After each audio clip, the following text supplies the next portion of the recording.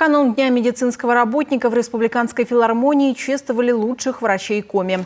Глава региона лично вручал награды отличившимся сотрудникам здравоохранения и тем, кто долго и добросовестно трудится на благо людей. Особое внимание Владимир Уйба уделил медикам, которые сегодня работают в зоне специальной военной операции.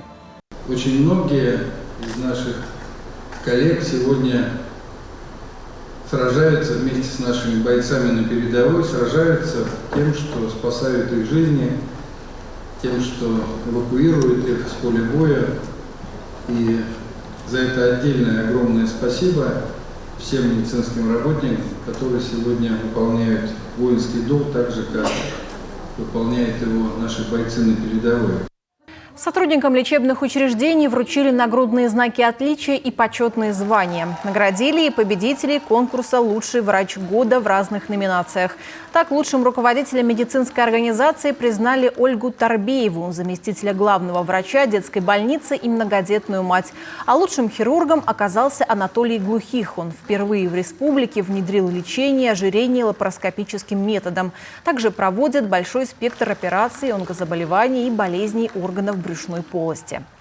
Профессия хирургии, она очень интересная, и поэтому, приходя на свою работу, она тебе нравится, и поэтому, наверное, увлекаясь и выполняя просто каждодневную свою работу, ты не думаешь о том, что ты там станешь лучшим или еще кем-то, тебе просто она нравится, и, наверное, так.